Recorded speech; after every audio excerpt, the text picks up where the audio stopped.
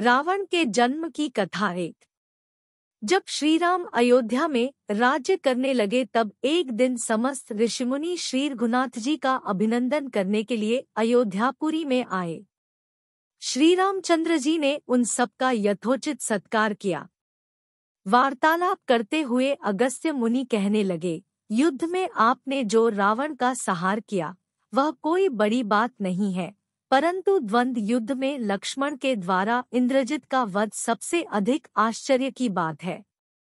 यह मायावी राक्षस युद्ध में सब प्राणियों के लिए अवध्य था।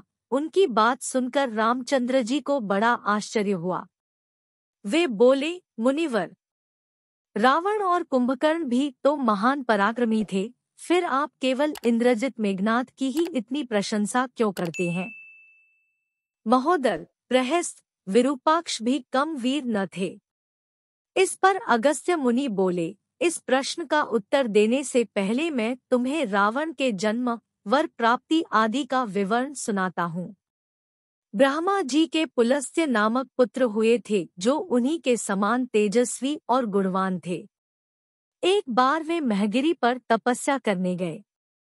वह स्थान अत्यंत रमणीक था, इसलिए ऋषियों, नागों, राजर्षियों आदि की कन्याएं वहां क्रीड़ा करने आ जाती थी। इससे उनकी तपस्या में विघ्न पड़ता था। उन्होंने उन्हें वहां आने से मना किया। जब वे नहीं मानी तो उन्होंने शाप दे दिया कि कल से जो लड़की यहाँ मुझे दिखाई देगी वह गर्भवती हो जाएगी। शेष सब कन्याओं ने तो वहां आना बंद कर दिया, परंतु राजर्षि तृणबिंदु की कन्या शाप की बात से अनजान होने के कारण उस आश्रम में आ गई और महर्षि के दृष्टि पड़ते ही गर्भवती हो गई। जब तृणबिंदु को यह बात मालूम हुई तो उन्होंने अपने कन्या को पत्नी के रूप में महर्षि को अर्पित कर दिया। इस प्रकार विश्रवा का जन्म हुआ जो अपने पिता के समान वेदविद और धर्मात्मा हुआ। महामुनि भरद्वाज ने अपनी कन्या का विवाह विश्रवा से कर दिया। उनके वैश्रवण नामक पुत्र हुआ। वह भी धर्मात्मा और विद्वान था। उसने भारी तपस्या करके ब्रह्मा जी को प्रसन्न किया और यम, इंद्र तथा वरुण के सदृश लोकपाल का पद पाया। फिर उसने त्रिकूट पर्वत पर बसी लंका को अपना निवास स्थान बनाया और राक्षसों पर राज्य करने लगा। श्रीराम ने आश्चर्य से पूछा, तो क्या कुबेर और रावण से भी पहले लंका में मां सहक्षी राक्षस रहते थे? फिर उनका पूर्वज कौन था? यह सुनने के लिए मुझे कौतूहल हो रहा है। तब अगस्त्य जी बोले, पूर्व काल में ब्रह्मा जी ने अनेक जल जंतु बनाए और उनसे समुद्र के जल की रक्षा करने के लिए कहा। तब उन जंतुओं में से कुछ बोले कि हम इसका रक्षा करेंगे और कुछ ने कहा कि हम इसका यक्षण, पूजा करेंगे। इस पर ब्रह्मा जी ने कहा कि जो रक्षण करेगा वह राक्षस कहलाएगा और जो यक्षण करेगा वह यक्ष कहलाएगा। इस प्रकार वे दो जातियों में बंट गए। राक्षसों में हेती और प्रहेती दो भाई थे। प्रहेती तपस्या करने चला गया, परंतु हेती ने भया से विवाह किया जिससे उसके विद्युत्केश नामक पुत्र उत्पन्न हुआ। विद्युत्केश के सुकेश नामक पराक्रमी पुत्र हुआ। सुकेश के माल्यवान, सुमाली और माली नामक 3 पुत्र हुए। तीनों ने ब्रह्मा जी की तपस्या करके यह वरदान प्राप्त कर लिए कि हम लोगों का प्रेम अटूट हो और हमें कोई पराजित न कर सके। वर पाकर वे निर्भय हो गए और सुरों, असुरों को सताने लगे। उन्होंने विश्वकर्मा से एक अत्यंत सुंदर नगर बनाने के लिए कहा। इस पर विश्वकर्मा ने उन्हें लंकापुरी का पता बताकर भेज दिया। वहां वे बड़े आनंद के साथ रहने लगे।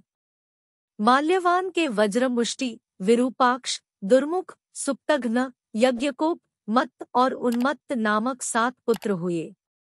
सुमाली के प्रहस्त्र, अकंपन, विकट, कालिकामुख, धूम्राक्ष, दंड, सुपार्श्व, सन्नादि, प्रधस एवं भारकर्ण नाम के 10 पुत्र हुए।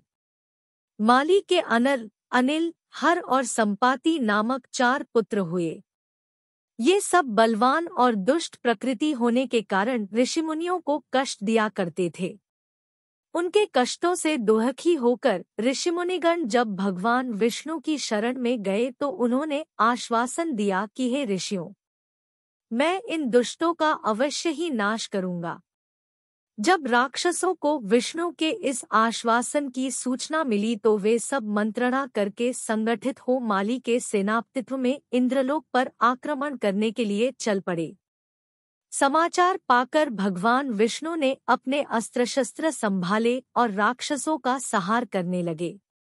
सेनापति माली सहित बहुत से राक्षस मारे गए और शेष लंका की ओर भाग गए। जब भागते हुए राक्षसों का भी नारायण संहार करने लगे तो माल्यवान क्रुद्ध होकर युद्धभूमि में लौट पड़ा। भगवान विष्णु के हाथों अंत में वह भी काल का ग्रास बना।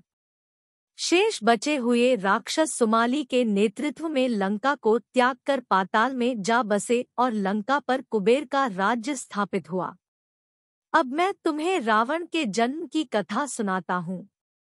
राक्षसों के विनाश से दुखी होकर सुमाली ने अपनी पुत्री कैकसी से कहा कि पुत्री, राक्षस वंश के कल्याण के लिए मैं चाहता हूँ कि तुम परम पराक्रमी महर्षि विश्रवा के पास जाकर उनसे पुत्र प्राप्त करो। वही पुत्र हम राक्षसों की देवताओं से रक्षा कर सकता है।